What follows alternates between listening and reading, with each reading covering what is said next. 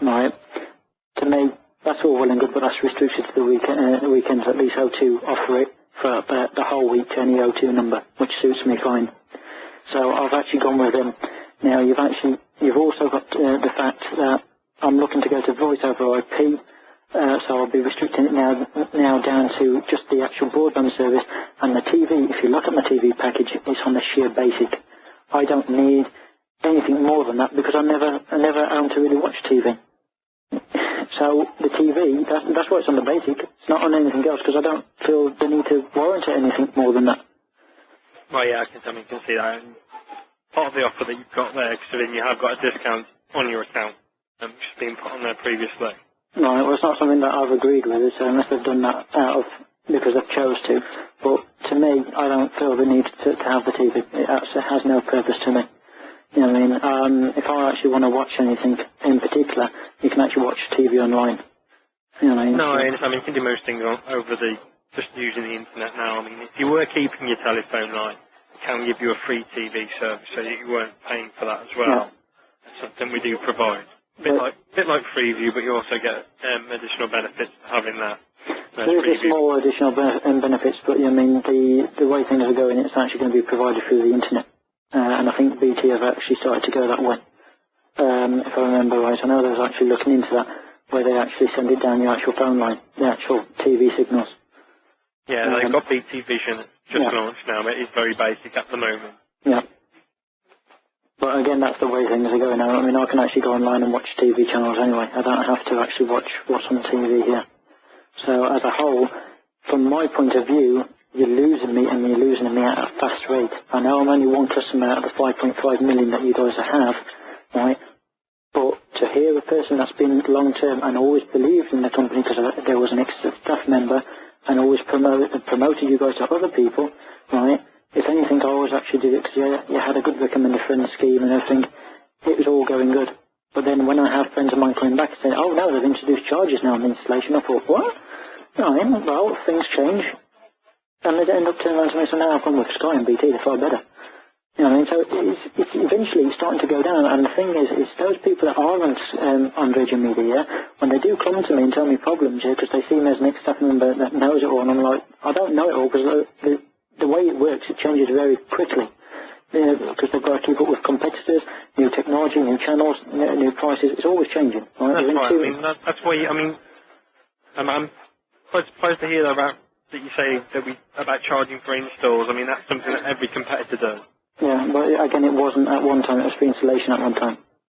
So again, that's you guys have actually changed in the last 2 years. You've introduced the charges now on installation. It's actually become more about the brand Virgin than it has been about what it used to be with customer service. To me, they've spent more time arguing with bloody B-Sky B over pathetic channels, because there are only a couple of channels, they're not exactly anything major, and actually advertising like hell the Virgin brand and saying, you know what I mean, come to us, we're now we're better than Sky. I mean, and you fail to remember about your broadband. Now, on the CCCS, at the end of each month, they can pull a report and see how many complaints are coming through. And basically, they draft it up as anybody would, as a pie chart. As was an employee forum representative, and I've seen that for myself. Right? And at the end of the day, when that pie chart starts to get bigger in regards to broadband complaints, alarm bells should have been ringing to say, what's the matter? Now that they've actually started to buy the equipment and everything to expand on the broadband, to improve the service and to actually make it faster, right, it's not going to happen overnight. They need planning permission, they need to have planning out as well, and they also need to contact the council, give rights to close any roads off, to dig, so forth. That's all that has to go, not only just by Virgin Media, but the local councils, private roads, estates, so forth. Yes, I am aware of all of that. So as a whole, it's not going to happen overnight. So when they started to notice that little pie chart getting bigger on the broadband complaint side, they should have started actually looking into what those complaints are about and started putting wheels in motion instead of waiting 2-3 months down the line, right, or even further, to then say, okay, we need to do something about this. Because then, by then, it's too late. But I do understand what you're saying there, Alan. I mean, in relation to what you've just said regarding broadband complaints, let alone any complaints there, yep. The last period of this year has been our lowest ever recording of faults with any of our services, and this is when we were Telewest as well. So we are trying our very best to improve the service that you receive. I understand that with yourself in particular, the service that you've actually been receiving has not been satisfactory. No, not at all. And it's something that needs to be sorted out. But you've been with us, like you say, for over 7 years. It's something that we need to get sorted for yourself. You shouldn't be experiencing dropouts on your broadband. Like you say, technology, it is one of those things. It doesn't go right all the time, and no one can actually guarantee that you will have what technology provides. I totally agree. And there's a difference between it failing once every 3 months, once every 6 months, so forth, to once near enough every day. You know what I mean? And that's what I say. I mean, that is unsatisfactory. If it's every single day without fail, it's a problem that's consistently there. So there's definitely something wrong. It's not just it failing on you. It's actually a problem that you've got there. It's something that we need to get fixed for you. Right.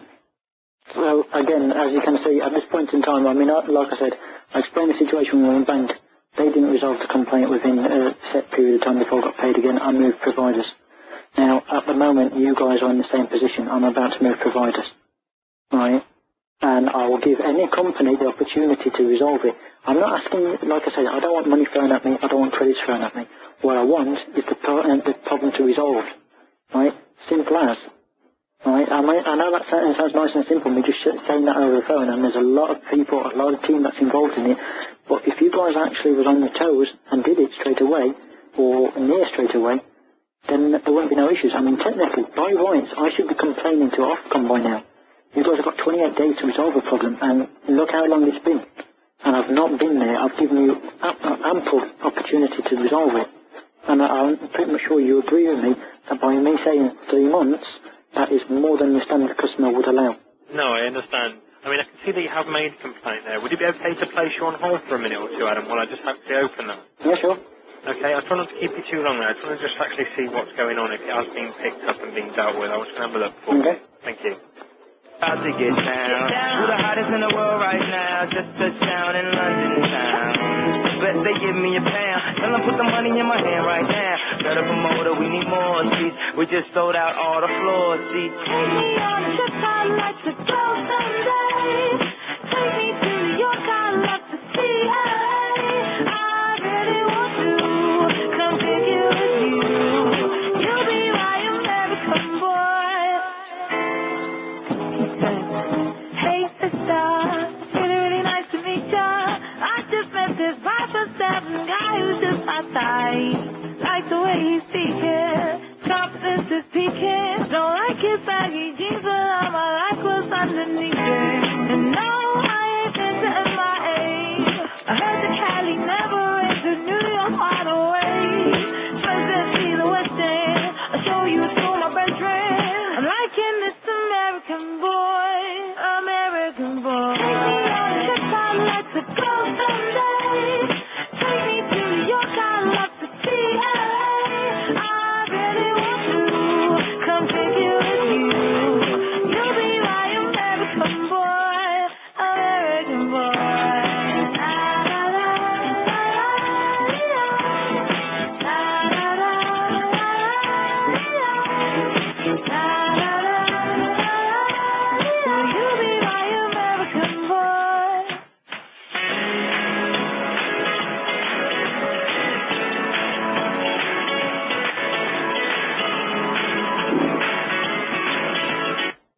Hello there. Hello. Hi, thank you very much for holding for me. I can see that the complaint's still showing on your account there.